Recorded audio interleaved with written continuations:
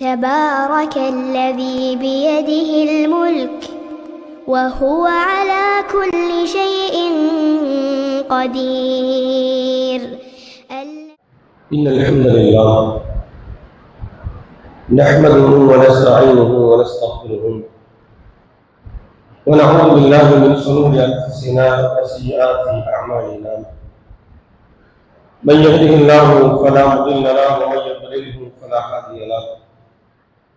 وأشهد أن لا إله إلا الله وحده لا شريك له وأشهد أن محمدا عبده ورسوله. يا أيها الناس اتقوا ربكم الذي خلقكم من نفس واحدة وخلق منها زوجها وبث منهما رجالا كثيرا ونساء واتقوا الله الذي تساءلون به والأرحام إن الله كان عليكم رقيبا. يا أيها الذين آمنوا اتقوا الله حق تقاته ولا تموتن إلا وأنتم مسلمون.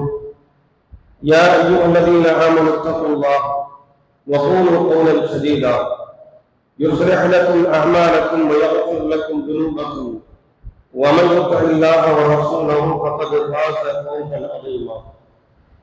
أما بعد فإن أصدق الحديث كتاب الله وخير الهدي هدي محمد صلى الله عليه وسلم وشر الأمور محدثاتها وكل محدثة بدعة وكل بدعة ضلالة وكل ضلالة في النار. கண்ணியம் மிகுந்த எல்லாம் வல்ல அல்லாஹ்வின் நல்லடியார்களே, அல்லாஹ்வின் அன்பும் பேருதவியும் நம்மையெல்லாம் நல்வழிப்படுத்த வந்த நபிகள் நாயகம் ஸல்லல்லாஹு அலைஹி வஸல்லம் அன்னவர்கள் மீதும் அன்னாரின் வழி நின்று வாழ்ந்த உத்தம சத்திய சஹாபாக்கள், சஹாபிய பெண்கள், தாபிஈன்கள், தபஅ தாபிஈன்கள், ஜும்ஆவுடைய கடமையை நிறைவேற்றுவதற்காக அமர்ந்திருக்கும் நம் எல்லோர் மீதும் என்றென்றும் நின்று நிலவட்டுமாக. அல்லாஹ் ரப்பல் ஆலமீன் யாருக்கு நலவை நாடுகிறானோ அவர்களுக்கு மார்க்க ஞானத்தை வழங்குவான் என நபிகள் நாயகம் ஸல்லல்லாஹு அலைஹி வஸல்லம் அன்னாருடைய வாக்குறுதிக்கு இணங்க ஜும்ஆவுடைய உரையின் வாயிலாக மார்க்க செய்திகளை தெரிந்து கொள்ள வேண்டும் என்கின்ற உயரிய நோக்கத்தோடு நாமெல்லாம் இங்கே ஒன்று கொண்டு இருக்கின்றோம். இந்த நல்ல வேளையில் இங்கே பேசப்படக்கூடிய செய்திகளை பேசுகிற நானும் கேட்கக்கூடிய நீங்களும் இயன்ற அளவும் நம்முடைய வாழ்வில் கடைபிடித்து வாழ்வது அல்லாஹ் அருள் செய்ய வேண்டும் என்ற பிரார்த்தனையோடு என்னுடைய ஜும்ஆவை நான் ஆரம்பம் செய்கிறேன். அல்லாஹ்வின் நல்லடியார்களே, அல்லாஹ் ரப்பல் ஆலமீன் மனிதர்களுக்கு ஏராளமான அருள்கொடைகளை வழங்கி இருக்கின்றான்.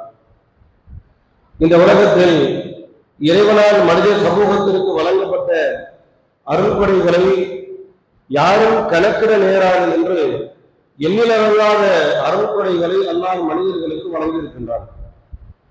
இறைவனால் வழங்கப்பட்ட அருள்கொடைகளிலே மிக உன்னதமான அருள்கொடை ஒன்று இருக்கிறது என்று சொன்னால், அல்லாஹ் ரப்பல் ஆலமீன் நம்மையெல்லாம் இஸ்லாமியர்களாக அவனுடைய மார்க்கத்தை ஏற்று நடக்கக்கூடிய ஏகத்துவவாதிகளாக அல்லாஹ் நம்மை தேர்வு செய்திருக்கிறான் என்று சொன்னால், இது இறைவன் நமக்கு வழங்கிய இன்னபிற அருள்கொடைகளில் இருந்து மிக உன்னதமான மகத்துவமான அருள்கொடை என்பதை நாம் புரிந்து கொள்ள வேண்டும்.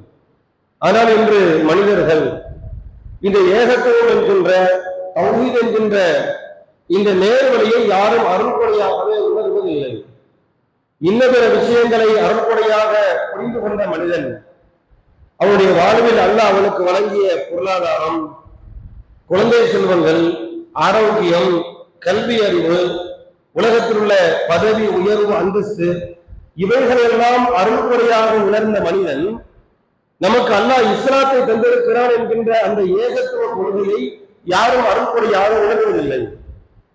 உலகத்துல சாதாரணமாக மனிதனுடைய இயல்பு என்ன அப்படின்னு சொன்னா, பொருளாதாரத்துல பின்தங்கி இருக்கக்கூடியவர்கள் தன்னை விட அதிகமாக பொருளாதாரம் வழங்கப்பட்டவர்களை பார்க்கின்ற பொழுது அவன் சொல்லக்கூடிய வார்த்தை, அல்லாஹ் என்னை விட அவனை சிறப்பித்திருக்கின்றான், அல்லாஹ் அவனுக்கு ஏராளமான அருள்கொடைகளை வழங்கியிருக்கின்றான். எந்த விஷயமாக இருந்தாலும் சரி, இறைவனுடைய நிலை என்ன அப்படின்னு சொன்னா, ஒருவரை விட ஒருவரை அல்லாஹ் ரப்பல் ஆலமீன் அவருடைய அருள்கொடைகளை உயர்வுதாக அல்லாஹ் வைத்திருக்கிறான்.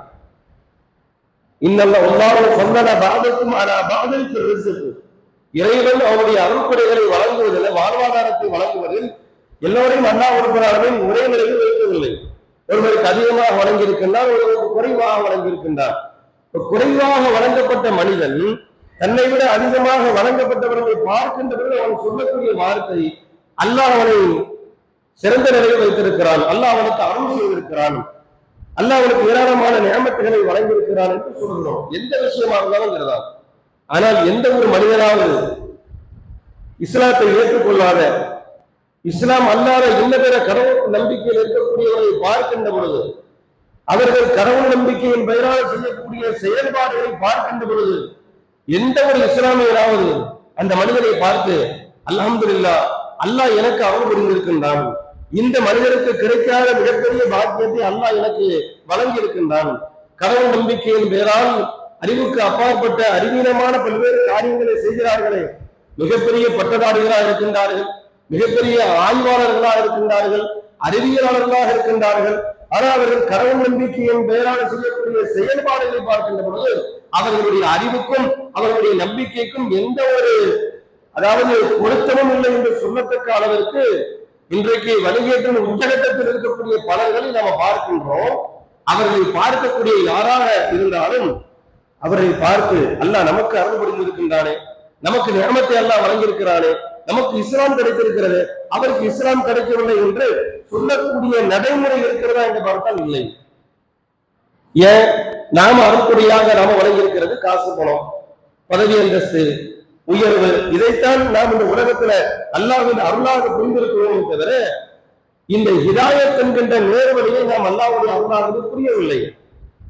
ஏன் புரியல அப்படின்னு சொன்னோம்னா, நாம் எந்த ஒரு முயற்சியும் செய்யாமல், அர்ப்பணிப்பும் செய்யாமல், தியாகமும் செய்யாமல் இஸ்லாம் நமக்கு கிடைத்திருக்கிறது. பொதுவாக ஒரு மனிதன் தான் வைத்திருக்கக்கூடிய எந்த ஒரு பொருளாக இருந்தாலும் அதை சிரமப்பட்டு கஷ்டப்பட்டு அதை பெறுகின்ற பொழுது அதனுடைய பெருமதியினுடைய அதனுடைய மகத்துவம் புரியும். இலகுவாக ஈஸியாக கிடைக்கக்கூடிய எதுவாக இருந்தாலும் அதனுடைய மகத்துவம் புரியாது. எதுவாக இருந்தாலும் சரிதான். உதாரணத்துக்கு தண்ணீர், இன்னைக்கு தண்ணீருடைய மகத்துவம் யாருக்கு அது புரியறதில்லை, சர்வசாதாரணமா கிடைக்குதுன்னு நினைக்கிறோமா இல்லையா?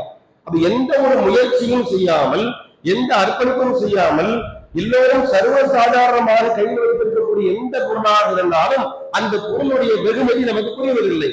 அது மாதிரிதான் நமக்கு கிடைத்த இஸ்லாம். நாம எனக்கு இஸ்லாம் முஸ்லிம்களாக இருக்கிறோம்னா இந்த இஸ்லாம் நமக்கு கிடைப்பதற்கு நம்ம ஏதாவது அர்ப்பணித்து இருக்கின்றோமா, ஏதாவது தியாகம் செய்திருக்கிறோமா, ஏதாவது முயற்சிகள் இஸ்லாத்தை விளைந்து கொள்வதற்கு செய்திருக்கிறோமா என்று பார்த்தால் நிச்சயமாக இல்லை. நமக்கு இஸ்லாம் கிடைத்தது எதற்கு? எப்படி? நம்முடைய முன்னோர்கள், நம்முடைய பெற்றோர்கள், நமக்கு முன்வாழ்ந்த அந்த தலைமுறையர்களுக்கு அல்லாஹ் இஸ்லாத்தை வழங்கினால் அந்த பாரம்பரியத்தின் அடிப்படையில் இஸ்லாம் நமக்கு கிடைத்ததனால் இந்த இஸ்லாத்தினுடைய மகத்துவம் நமக்கு புரியவில்லை, அதனுடைய தாற்பயங்கள் புரியவில்லை. இந்த உலகத்துல ஒரு மனிதன் எது இல்லாமல் வேண்டுமானாலும் வாழ்க்கை விட்டு மறைத்து விடலாம். காசு பணம் இல்லாமல் சிரமப்பட்டு வாழ்நாள் முழுக்க கஷ்டத்திலேயே வாழ்ந்த ஒரு மனிதன் மரணித்து விடலாம். ஆரோக்கியம் இல்லாமல் நோய்வாய்ப்பட்டு காலமெல்லாம் நோய்க்கு ஆட்பட்டவனாக ஒரு மனிதன் வாழ்ந்து மரணித்து விடலாம். இந்த உலகத்தில் எந்த ஒரு இன்பத்தையும் அனுபவிக்காமல் ஒரு மனிதன் மரணித்து விடலாம். ஆனால் இதுவெல்லாம் நாளை மறுமையில் எந்த பாதிப்பையும் அவனுக்கு ஏற்படுத்தாது. ஆனால் ஒரு மனிதன் இஸ்லாம் கிடைத்து அந்த இஸ்லாத்தின் அடிப்படையில் வாழ்ந்து மரணிக்கவில்லை என்று சொன்னால் அதை விட மிகப்பெரிய கை சேதம் எதுவுமே இருக்க முடியாது. அதான் அல்லாஹ் திருமறை குர்ஆன்ல சொல்லி காட்டுகிறான். ஈமான் கொண்டவர்களே, அல்லாஹ்வை பயந்து கொள்ளுங்கள், வலா தமூதுன்ன இல்லா வ அன்தும் முஸ்லிமூன், முஸ்லிமாகவே தவிர நீங்கள் மறைத்து விடாதீர்கள் என்பதாக அல்லாஹ் ரப்பல் ஆலமீன் சொல்கிறானே. அது இஸ்லாத்தினுடைய மகத்துவத்தை, அதனுடைய தாற்பயத்தை நாம் புரியாமல் இருப்பவருடைய விளைவுதான் இது அல்லாஹ் நமக்கு செய்த மிகப்பெரிய பேரம் என்பதை நாம் உணராமல் இருக்கிறோம். எத்தனை நபிமார்களுடைய குடும்பங்களை எடுத்து பாருங்கள், அவர்களுக்கெல்லாம் வழங்கப்படாத இஸ்லாமிய மார்க்கம். நபிகள் நாயகம் ஸல்லல்லாஹு அலைஹி வஸல்லம் தாய்க்கும் அவருடைய தந்தைகளுக்கும் கிடைக்காத இஸ்லாம்.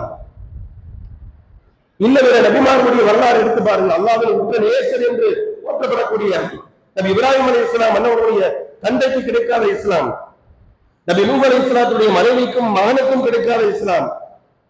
யாரென்றே தெரியாத நமக்கு அல்லாஹ் இந்த ஹிதாயத்தை வழங்கி இருக்கிறான்னு சொன்னா அது எவ்வளவு பாக்கியம். இந்த ஹிதாயத் என்கின்ற நேர்வழிய அல்லாஹ் யாருக்குனாலும் கொடுப்பான்னு சொல்ல முடியாது. அல்லாஹ் அப்படி குர்ஆன்ல சொல்லல. உலகத்துல காசு மரத்தை யாருக்குனாலும் கொடுப்பான், பதவியை யாருக்கு வேண்டுமானாலும் கொடுப்பான், கல்வியை யாருக்கு வேண்டுமானாலும் கொடுப்பான். ஆனால் இஸ்லாத்தை, ஹிதாயத்தை அவன் யாருக்கு விரும்புகிறானோ அவருக்குத்தான் கொடுப்பான். அல்லாஹ்வுடைய தூதரை பார்த்து அல்லாஹ் சொல்லக்கூடிய வார்த்தை, லைஸ அலைக்க ஹுதாஹும், நபியே மக்களுக்கு ஹிதாயத்தை வழங்கக்கூடிய பொறுப்பு உனக்கு கிடையாது. அந்த தகுதியை அந்த ஒரு பொறுப்பை நான் உனக்கு தரவில்லை. லைஸ அலைக்க உதாவும், எல்லா மனிதர்களுக்கும் ஹிதாயத்தை வழங்குவது அது உன் மீது கடமை இல்லை, அது உன்னால முடியாது. வலாக்கின்னல்லா யஹ்தி மன் யஷா, யாருக்கு ஹிதாயத்தை நான் நாடுகிறேன் அவர்களுக்கு நான் கொடுப்பேன் அல்லாஹ் சுப்ஹானஹு. அப்ப நம்ம எல்லாம் இந்த மார்க்கத்திற்காக இறைவன் தேர்வு செய்திருக்கிறானே, எந்த ஒரு அர்ப்பணிப்பும் தியாகமும் இல்லாமல் இஸ்லாம் நமக்கு கிடைத்திருக்கிறது. இப்படிப்பட்ட உன்னதமான மார்க்கம் நமக்கு கிடைக்கப்பட்டதற்கு நாம் அல்லாஹ்விற்கு செலுத்தக்கூடிய நன்றி கடன் என்ன? நம்ம அல்லாஹ்வுக்கு என்ன நன்றி செலுத்தி இருக்கிறோம்? இஸ்லாம் நமக்கு கிடைத்ததற்காக நாம் செய்த தியாகம் என்ன? நாம் செய்த அர்ப்பணிப்பு என்ன? இந்த உலகத்தில் இறைவனால் வழங்கப்பட்ட எந்த அருள்கொடையாக இருந்தாலும் சரி, அந்த அருள்கொடைகளுக்கு நாளை மறுமையில் அல்லாஹ்விடத்திலே பதில் சொல்லியாக வேண்டும். இஸ்லாம் என்கின்ற உன்னதமான அருள்கொடை நமக்கு கிடைத்ததற்கு நாம் இந்த இஸ்லாத்திற்கு என்ன செய்திருக்கிறோம்? இதனுடைய வளர்ச்சிக்கு நாம் செய்த முயற்சி என்ன? ஒரு மனிதனை இஸ்லாத்தில் கொண்டு வருவதற்கு நாம் செய்த முன்னேற்பாடுகள், நாம் செய்த முயற்சிகள் என்ன? எதுவுமே நாம செய்யல. ஏன்? இஸ்லாம்ல என்ன அவருடைய மகத்துவம் புரிந்தால் மாத்திரம்தான் அதை நம்முடைய வாழ்க்கையில் கடைபிடிப்பதாக இருந்தாலும் சரி, அதை பிறருக்கு எட்டி வைப்பதாக இருந்தாலும் சரி, அதனுடைய மகத்துவத்தை நாம புரியணும். நபிமார்களும் நபி தோழர்களும் இஸ்லாத்தின் வளர்ச்சிக்காக மிகப்பெரிய அளவு தியாகங்கள் அர்ப்பணிப்புகள் செய்தார்கள் என்று சொன்னால் இதனுடைய மகத்துவத்தை புரிந்திருந்தாங்க. அதற்காக நான் எதையும் விளக்க தயார், இஸ்லாத்திற்காக இந்த மார்க்கத்திற்காக நான் எதையும் அர்ப்பணிக்க தயார் என்று நபிமார்களும் நபி தோழர்களும் வந்தார்கள் என்றால் அதனுடைய பின்னணி என்ன? இஸ்லாத்தினுடைய தாற்பயத்தை புரிந்து வைத்திருந்தார்கள். நாம் அப்படி விளங்கியிருக்கிறோமா? இல்லை. இப்ப நமக்கு கிடைத்த இஸ்லாம், அதற்கு நாம் அல்லாஹ்விற்கு செலுத்தக்கூடிய முதல் நன்றி கடன் என்ன தெரியுமா? அதை நம்முடைய வாழ்க்கையில் கடைபிடிப்பது, அதை பிறருக்கு எடுத்துரைப்பது. இதுவே அல்லாஹ்விற்கு நாம செலுத்தக்கூடிய நன்றி கடன். நபிகள் நாயகம் ஸல்லல்லாஹு அலைஹி வஸல்லம் அவர்களை பார்த்து அல்லாஹ் சொல்லி காட்டுகிறான். சூரத்துல் துஹா என்கின்ற அந்த அத்தியாயம், அந்த அத்தியாயத்தினுடைய கடைசி பகுதியில நபிகள் நாயகத்திற்கு அல்லாஹ் செய்த 2 அருள்கொடைகளை அல்லாஹ் நினைவுபடுத்துகிறான். நபியே, நீங்கள் வழி தவறியவராக இருந்தீர்கள், நேர்வழி என்னன்னு தெரியாம இருந்தீங்க, உங்களுக்கு நான் நேர்வழியை கொடுத்தேன், நான் நேர்வழி காட்டினேன். நீங்கள் வறுமையில எந்த ஒரு பொருளாதாரம் இல்லாத நிலையில் இருந்தீர்கள், உங்களை தன்னிறைவற்றவராக நான் மாற்றினேன். அல்லாஹ் சொல்றான்.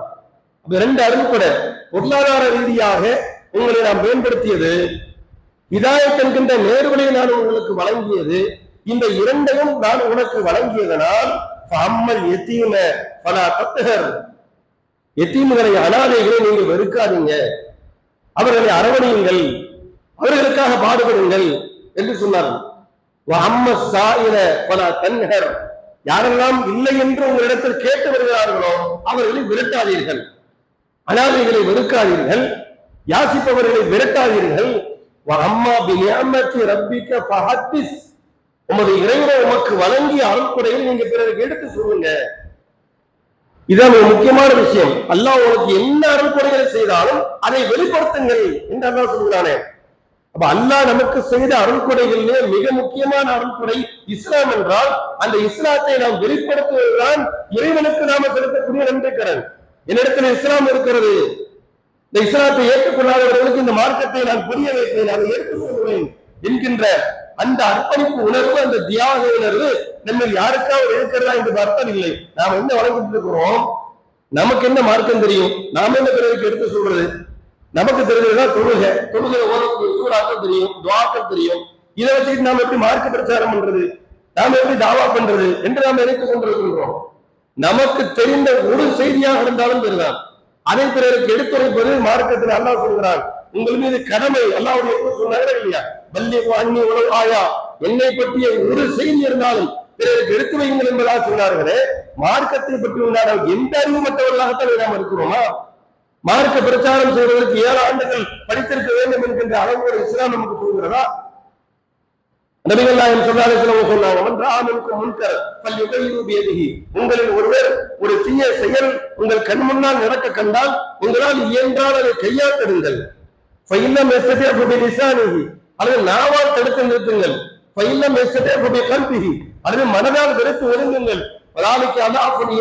அதான் ஈமானுடைய கடைசி நிலை என்பதாக அல்லாஹ்வுடைய தூதர் சொன்னார்களே. நம்ம கண்ணு முன்னால் ஒரு தப்பு செய்யறான்னு வைங்க, இதை தடுக்கிறது நம்ம மீது கடமை. இஸ்லாம் என்ன சொல்லல?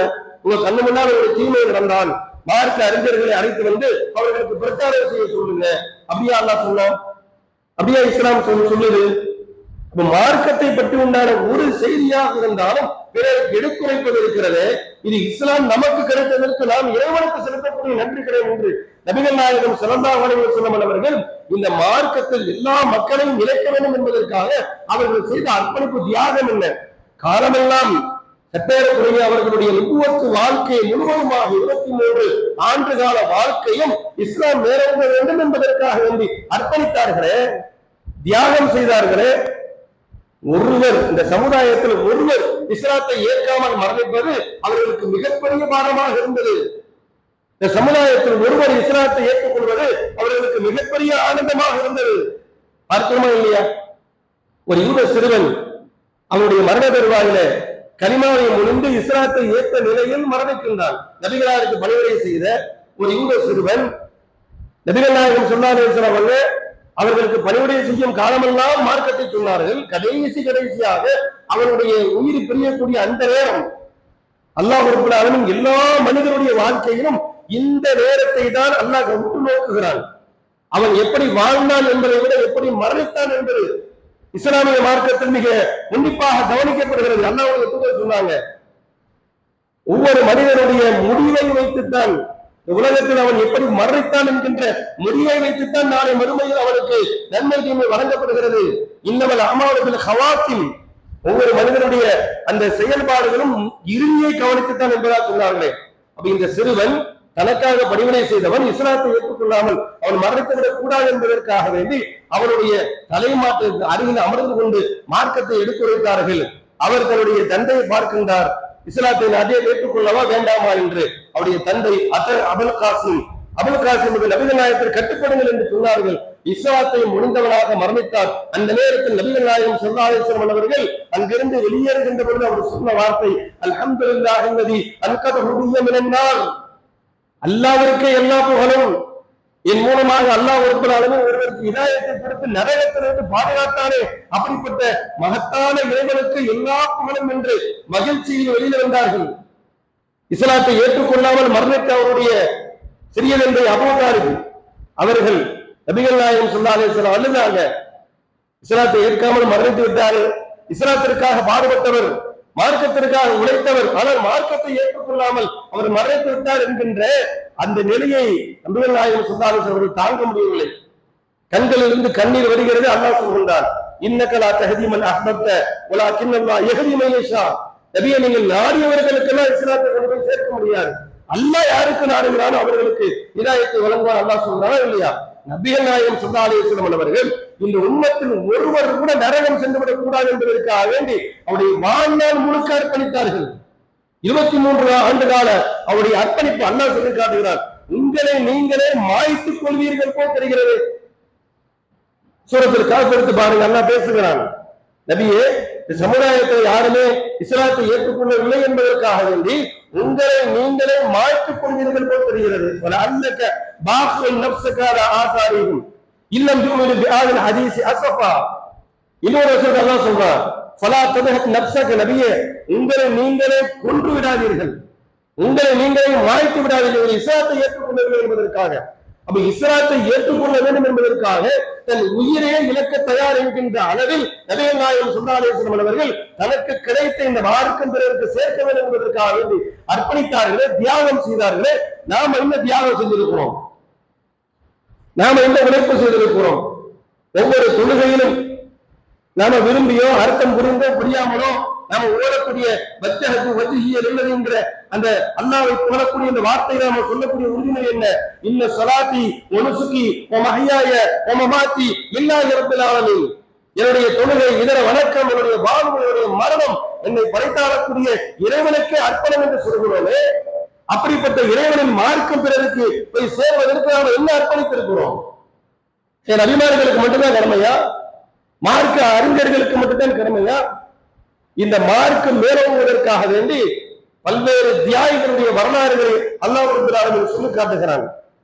திருமறை குர்ஆன்ல ஒரு வசனம் அல்லாஹ் சொல்லி காட்டுகிறான், உங்களில் யார் இறைவனுக்காக வேண்டி அர்ப்பணிக்க வேண்டும் என்கின்ற எண்ணத்தோடு வீட்டை விட்டு கிளம்பி விட்டாரோ அவரும், இறைவனுக்காக வேண்டி அர்ப்பணிக்காமல் வீட்டிலே அமர்ந்து கொண்டாரோ அவரும் அல்லாஹ்விடத்துல தகுதியில ஒன்றல்ல நல்லா சொல்றான்.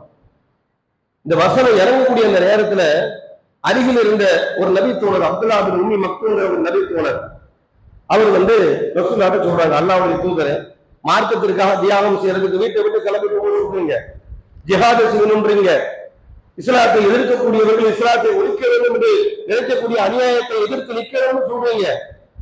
அவர்கள் அல்லாஹ்விடத்தில் மிகப்பெரிய தகுதி அந்தஸ்தை பெறக்கூடியவர் அல்லாஹ் குர்ஆன்ல சொல்லுகிறான். ஆனா என்னுடைய நிலைமை என்ன, எனக்கு கண்டு தெரியாது. எங்களை போன்றவர்களுடைய நிலை என்ன, நாங்களும் அல்லாஹ்விடத்தில் மிகப்பெரிய சிறந்த அந்தஸ்தை பெற வேண்டும் என்று சொல்லுகின்ற பொழுதுதான் அல்லாஹ் ரப்பல் ஆலமீன் அந்த வசனத்துல ஒரு வார்த்தையை சேர்த்து அழுகிறான். கைரு உலில் நரரி, யாரெல்லாம் பாதிப்புக்கு உள்ளாக்கப்பட்டிருக்கிறார்களோ அவர்களை தவிர அவர்களுக்கு கடமை இல்லை, அவர்கள் ஜிஹாதுக்கு போகணும் யுத்தத்துக்கு போகணுங்கிற அவசியம் இல்லைங்கிற வார்த்தையை அல்லாஹ் ரப்பல் ஆலமீன் சேர்த்து அருளுகிறான். ஆனா இந்த நபித்தோழர் கண்ணு தெரியாது என்ற அந்த ஒரு குறை இந்த மார்க்கத்தை பிறகு கொண்டு போய் சேர்ப்பதற்கு அவருக்கு தடையாக இருந்ததில்லை. இஸ்லாத்தினுடைய வளர்ச்சி ஆரம்பத்தில் மதீனாவுல, ஆரம்பத்துல மக்காவை விட மதீனாவுல இஸ்லாம் அதிகமாக வளர்ந்தது.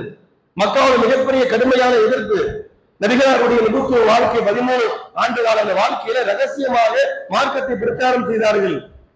ஆனால் மதீனாவில் இருந்து வந்தவர்கள், இஸ்லாத்தை ஏற்று சென்றவர்கள் அங்க மார்க்கத்தை பரப்புறாங்க. ஆரம்ப கால மதீனாவில் இஸ்லாத்திலிருந்து வளர்ச்சிக்கு வித்திட்டவர்கள் யாருன்னு பார்க்க போனா இந்த ஒரு நபித்தோழர், பார்வை தெரியாத கண் தெரியாத அப்துல்லா பின் உம்மி மக்தூம்ங்கிற ஒரு நபித்தோழர். நபிகள் நாயகம் ஸல்லல்லாஹு அலைஹி வஸல்லம் காலகட்டத்துல அவங்க ஆரம்பத்துல மதீனாவுக்கு சிலர்கள் அனுப்பி வைக்கிறாங்க. அவ்வளவு மன் கதிமா அலைனா முஸ்அப் பின் உமைர் வ அப்துல்லா பின் உம்மி மக்தூம். மதீனாவாசிகள் சொல்றாங்க, ஆரம்பத்துல மக்காவில் இருந்து இந்த மார்க்கத்தை கட்டுத்தருவதற்காக வேண்டி மதீனாவிற்கு முதலில் வந்தவர்கள் நபிகள் நாயகம் போறதுக்கு முன்னால ஹிஜ்ரத் செய்து மொத்தமாக சஹாபாக்கள் கூட்டமாக செல்வதற்கு முன்னால் முதலில் மதீனாவுக்கு வந்த மக்காவாசிகள் யாருன்னு சொன்னா முஸ்அப் பின் உமைர் என்று சொல்லக்கூடிய ஒரு இளைஞரும் அப்துல்லா பின் உம்மி மக்தூம் என்று சொல்லக்கூடியவரும் இருந்தார்கள். எங்களுக்கு குர்ஆனை கற்றுத் தந்தார்கள், மார்க்கத்தை கற்றுத் தந்தார்கள். நபிகள் நாயகம் ஸல்லல்லாஹு அலைஹி வஸல்லம் அவர்கள் மதீனாவிற்கு ஹிஜ்ரத்துக்கு வருவதற்கு முன்னால் குர்ஆனுடைய பல்வேறு சூறாக்கள், சப்ஹி இஸ்மா போன்ற வசனங்களை எல்லாம் நாங்கள் மனனம் செய்து விட்டோம் என்று சொல்லக்கூடிய செய்தி சஹீஹ் புகாரியில் இருக்குது. எனக்கு கண்டு தெரியாது, என்னால எதுவுமே செய்ய முடியாது, வீட்டில் உட்கார்ந்தாங்களா அமர்ந்தாங்களா? இல்லையே. காரணம் என்ன? இந்த மார்க்கம் பிறருக்கு போய் சேர்வது, என் மூலம் ஒருவருக்கு நேர்வழி கிடைப்பதற்கு இந்த உலகத்தில் நாம் சேர்க்கக்கூடிய சொத்துக்களை எல்லாம் விட இது மகத்தான சொத்து. நம்ம முதல்ல புரியணும். காசு பணத்தை சேர்த்து வச்சு நம்ம மூத்தா போறதை விட இந்த உலகத்துல வாழக்கூடிய காலகட்டத்தை இஸ்லாத்தை நாம செஞ்சா ஆரம்பிச்சு ஒருவருக்கு அந்த இஸ்லாத்தை எட்டி வைத்து நம் மூலமாக ஒருவருக்கு அல்லாஹ் அந்த ஹிதாயத்தை வழங்கினான்னு சொன்னா அது மிகப்பெரிய பொருளாதார சொத்து. நபிகள் நாயகம் ஸல்லல்லாஹு அலைஹி வஸல்லம் அவர்கள் அவருடைய மருமகன் அலி அவர்களுக்கு சொன்ன வார்த்தை அதுதான்,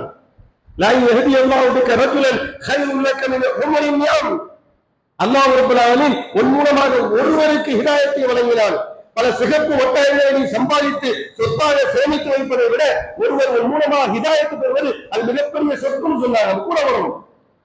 நம்முடைய மரணத்துக்கு பிறகும் கூட நம் மூலம் ஒருவர் ஹிதாயத்தை அடைந்திருக்கிறார் சொன்னா அவர் காலமெல்லாம் வழங்கக்கூடிய இபாதத்தின் நன்மை நமக்கு சேர்ந்து கொண்டே இருக்கும். இன்னைக்கு ஜமாத்துல பல்வேறு தாவா பணிகளை தொடர்ச்சியாக முன்னெடுக்கிறோம். குறிப்பாக இளைய சமுதாயம் இன்னைக்கு தனிகட்டு போகிறார்கள். சமுதாயத்தின் மீது எந்த அக்கறையும் இல்லை, பெற்றெடுத்த தாயின் தேவைகள் மீது எந்த ஒரு கவனம் அக்கறையும் இல்லை. சமுதாய சிந்தனை இல்லாத, தன்னுடைய குடும்பத்தை மேலோடு செய்ய வேண்டும் என்கின்ற எந்த ஒரு அர்ப்பணிப்புணர்வும் இல்லாத தான் தோண்டித்தனமாக வாழக்கூடிய ஒரு மிகப்பெரிய இளைய சமுதாயம் இன்றைய இஸ்லாமிய சமூகத்தில் இருந்து கொண்டிருக்கிறது. இவர்களை நேர்வழிப்படுத்த வேண்டும் என்பதற்காக வேண்டி பல்வேறு செயற்திட்டங்கள் ஒன்றுதான் இளைஞர்களை தொடர்ச்சியாக நம்ம எப்படி முன்மாதிரியா வாழணும், முன்பாக முஸ்லிம் இளைஞர்கள் என்கின்ற ஒரு செயற்திட்டத்தை கையில் எடுத்து தொடர்ச்சியாக இளைஞர்களை சந்தித்து, வீடுகளில் போய் சந்தித்து, அவர்கள் ஒன்று இடக்கூடிய போய் சந்தித்து, காலேஜுகள், கல்லூரி போன்ற பள்ளிக்கூடங்கள் போன்ற இடங்களை சந்தித்து மார்க்கம் குறித்து அவர்களுக்கு விழிப்புணர்வு ஏற்படுத்தணுமா இல்லையா? இது சாதாரண ஒரு விஷயம் இல்ல. ஏதோ ஜமாத்துல கூட்டம் சேர்க்கணுங்கிறதுக்காக வேண்டியோ அல்லது பெரிய ஒரு மாநாடு நடத்தி இந்த ஜமாத்துக்கு ஒரு பெரிய கூட்டம் இருக்கிறது காட்டுறதுக்காக வேண்டிய அல்ல. ஒருவருக்கு ஹிதாயத், ஒரு இளைஞன் தரிகட்டு செல்கிறான், வழிதவறி செல்கிறான், அவனுக்கு நம்ம மார்க்கத்தை சொல்லி மார்க்கம்னா என்ன, மறுமையில என்ன, இந்த உலகத்திற்கு ஒரு வாழ்க்கை இருக்கிறது என்பதை புரிய வைத்து நம்முடைய பிரச்சாரத்தின் மூலமாக, நம்முடைய துண்டு பரிசுகளை கொடுத்து விழிப்புணர்வு பிரச்சாரம் ஏற்படுத்துவதன் மூலமாக இப்படி பல்வேறு முறைகளில் நாம் செய்யக்கூடிய மார்க்க தாவாவின் மூலமாக ஒருவர் அவருடைய தவறான சிந்தனைகள் இருந்து விடுபட்டு அவன் வெளியே வருகிறான்னு சொன்னா இவன் வணங்கக்கூடிய காலமெல்லாம் இவருடைய இபாதத்தில் அல்லாஹ் நமக்கு கூடிய தருகிறாரே, இதை விட மிகப்பெரிய சொத்து என்ன இருக்க முடியும்? நபிகள் நாயகம் ஸல்லல்லாஹு அலைஹி வஸல்லம் அதனால்தான் இந்த பிரச்சார களத்தில் அதிகமான கவனம் செலுத்தினார்கள். நபி தோழர்களும் இதற்காக வேண்டி அர்ப்பணித்தார்கள், இதற்காக வேண்டி தியாகம் செய்தார்கள், தங்களுடைய நேரத்தை ஒதுக்கினார்கள், தங்களுடைய பொருளாதாரத்தை வாரி இறைத்தார்கள். காலமெல்லாம் இந்த மார்க்கத்திற்காக வேண்டி அர்ப்பணிக்க வேண்டும் என்பதை அவருடைய லட்சியமாக கொண்டிருந்தார்கள் என்று சொன்னால் நம்முடைய மரணத்திற்கு பிறகு நம்ம கூட வைக்கும். நபிகள் நாயகம் ஸல்லல்லாஹு அலைஹி வஸல்லம் சொல்றாங்க, மன் தல்ல அலா கைரின், யார் ஒருவர் ஒரு நன்மைக்கு வழிகாட்டுகிறாரோ அந்த நன்மையை செய்த கூலி இவருக்கு கிடைக்கிறது. ஒரு இளைஞன் தொழுகையில என்னன்னு தெரியாமலே அடைஞ்சிட்டு இருக்கிறான், அவனை பிடிச்சி அவனுக்கு மார்க்க பிரச்சாரத்தை செய்து தொழுகையினுடைய நன்மை அவருக்கு நாம புரிய வைத்து அல்லாஹ் நாடி அவருக்கு அந்த மார்க்க பிரச்சாரத்தால் ஒரு மாற்றத்தை ஏற்படுத்தித்தான் வைக்கிறார். காலமெல்லாம் இவருடைய தொழுகையில நமக்கு ஒரு கூலி இருக்கு. ஒருவர் வழிகட்டு போகிறான், மது போதை என்று வழிகட்டு செல்லக்கூடிய ஒருவரை அழைத்து அவனுக்கு மார்க்க பிரச்சாரத்தை சொல்லி இறைவனுடைய அச்சத்தை அவருக்கு ஏற்படுத்தக்கூடிய வகையில இந்த மார்க்கத்தை அவருக்கு எடுத்துரைத்து அதனால் ஒரு தீமையில் இருந்து அவன் விலகிவிட்டான் என்று சொன்னார். அவன் காலமெல்லாம் செய்யக்கூடிய நன்மையும் நமக்கு ஒரு கூலி இருக்கிறது என்று அல்லாஹ்வுடைய தூதர் நபிகள் நாயகம் ஸல்லல்லாஹு அலைஹி வஸல்லம் அவர்கள் சொல்லுகிறார்களே, இந்த கூலி இந்த சொத்தை சேர்ப்பதற்காகத்தான் இந்த பிரச்சாரங்கள். அப்ப இது போன்ற பிரச்சார களத்துல யாரோ எதற்காகவோ செய்கிறார்கள் என்றெல்லாம் இருந்து விடாமல் இதில் நம்முடைய பங்களிப்பு என்ன? ஒரு ஜமாத் இது போன்ற இளைஞர்களை இலக்காக கொண்டு நேர்வழிப்படுத்துகிறார்கள், பிரச்சாரம் செய்கிறார்கள், தனித்தனியாக சந்திக்கிறார்கள், அவர்களை குழுவாக அழைத்து வைத்து அவர்களுக்கு நிகழ்ச்சிகள் நடத்துகிறார்கள். இதுல இந்த இளைஞன் நேர்வழிப்படுவதற்காக என்ன என்ற முயற்சி என்ன? எனக்கு மார்க்கம் தெரியாது, சரி ரைட்டு, பொருளாதார ரீதியாக என்ன செய்ய முடியும்? ஒரு துண்டு பிரசுரங்களை அவனுக்கு கொடுக்கிறது விழிப்புணர்வு பிரச்சாரத்திற்கு நான் என்ன செய்வது என்றெல்லாம் நம்ம யாராவது சிந்தித்து இருக்கின்றோமா? ஆனா நம்ம சொல்றோம், குல் இன்ன ஸலாத்தி வ நுஸ்கி வ மஹ்யாய வ மமாத்தி லில்லாஹி ரப்பில் ஆலமீன், என் வாழ்வு என் தொழுகை இதர வணக்கங்கள் எல்லாம் அல்லாஹ்வுக்கும் நம்ம சொல்றோம். சொல்ற மாதிரி இந்த உலகத்தை நம்ம நடக்கிறோம்னு பாருங்க. இல்ல, அப்ப இந்த மாதிரியான பிரச்சாரங்கள்ல நம்ம கையில் எடுத்தால்தான் உலக ரீதியாகவும் இந்த சமூகம் மேம்படும் மாத்திரமல்ல, நாளை மறுமையில் இது போன்ற பிரச்சார பணியில் ஈடுபட்டதால் நமக்கு அல்லாஹ் ரப்பல் ஆலமீன் எண்ணி நடந்தான நன்மைகளை, கணக்கிட முடியாத நன்மைகளை அல்லாஹ் நமக்கு சேர்த்துக் கொண்டே இருக்கிறான் என்று இஸ்லாமிய மார்க்கம் சொல்கிறது. இதை நாம் சரியாக செய்கிறோம் என்று சொன்னால் நமக்கு அல்லாஹ் ஹிதாயத்தை வழங்கியதற்கு இது நாம் அல்லாஹ்விற்கு செலுத்தக்கூடிய நன்றி கடன். அம்மா பிநிஅமத்தி ரப்பிக்க ஃபஹத்திஸ், இறைவன் ஹிதாயத் என்கின்ற நியமத்தை நமக்கு வழங்கினாரே அதை பிறருக்கு எடுத்து சொல்லு, எல்லா மனிதருக்கும் சொல்லு என்று அல்லாஹ் சொல்கிறானே, அந்த நன்றி கடனை சரியான முறையில் செய்யக்கூடியவர்களாக நமக்கு கிடைத்த இஸ்லாம் என்கின்ற பொக்கிஷத்தை நம்முடைய வாழ்க்கையை சரியாக கடைபிடித்து பிறருக்கும் எடுத்து செல்லக்கூடியவர்களாக வல்ல இறைவன் உங்களையும் என்னை மாற்றி அருள் புரிவானாக. வாஹிரு தஅவானா அல்ஹம்துலில்லாஹி ரப்பில் ஆலமீன். அஸ்ஸலாமு அலைக்கும்.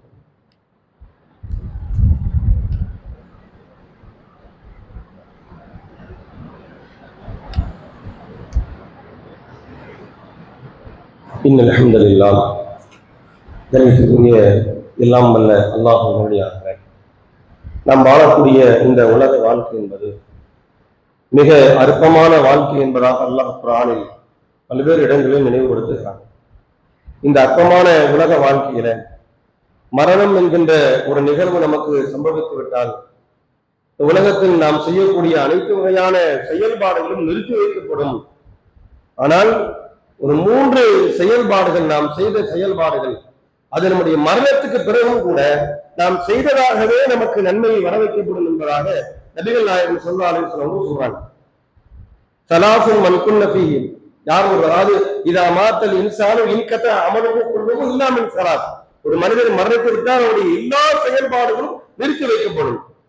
அவர் மூட்டா போனவர் சொல்ல முடியாது, அவர் மூட்டா போனவர் நோன்பு வைக்க முடியாது, இன்ன பிற செயல்பாடுகள் ஈடுபட முடியாது. ஆனால் ஒரு 3 செயல்பாடுகள் இருக்கிறது, இவன் மரணித்தால் கூட இவன் செய்ததாகவே அதற்கான நன்மை எழுதப்பட்டுக் கொண்டே இருக்கும் என்பதாக சொன்னார்களே. அதில் ஒன்று என்னன்னு சொன்னா, இல்முன் யுன்தஃபஉ பிஹி, நமக்கு கிடைத்த கல்வி நாமும் பயன்பெற்று பிறரும் பயன்பெறக்கூடிய அளவிற்கு நாம் ஒரு பிரச்சாரத்தை முன்னெடுத்தோம் என்று சொன்னால், அந்த பிரச்சாரத்தின் மூலமாக ஒருவர் நேர்வு பெறுகிறார் என்று சொன்னால் இது நம்முடைய மரணத்துக்கு பிறகு நமக்கு நன்மையை சேர்த்துக் கொண்டே இருக்கும். அந்த அடிப்படையில தான் இன்றைக்கு பல்வேறு செயல் திட்டங்களை கையில் எடுத்து நாம மார்க்க பிரச்சாரத்தை செய்து கொண்டு வருகிறோம்.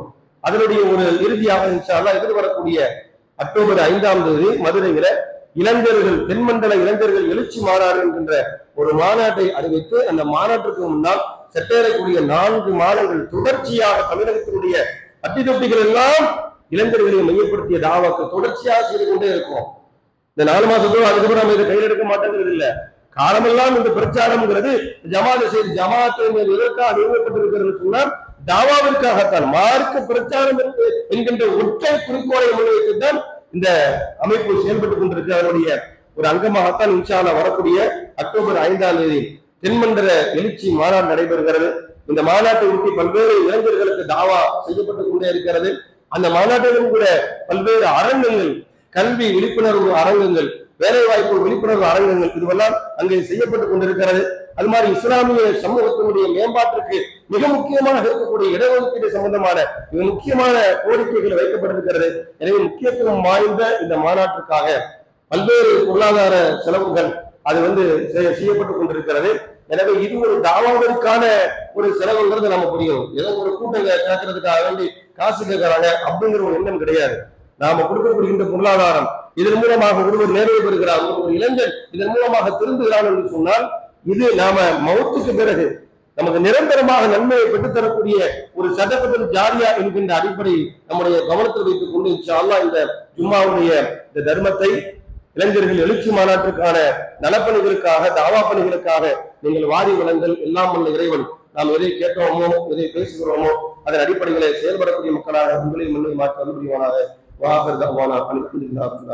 தூதரை பார்க்க மறந்து விட்டோம், நபி அவர்களை பார்க்க மறந்து விட்டோம். அதனுடைய விளைவுதான் இன்றைக்கு ஆடம்பரத்தில் உச்சகட்டத்தை இன்ன பிற மக்களையே அடி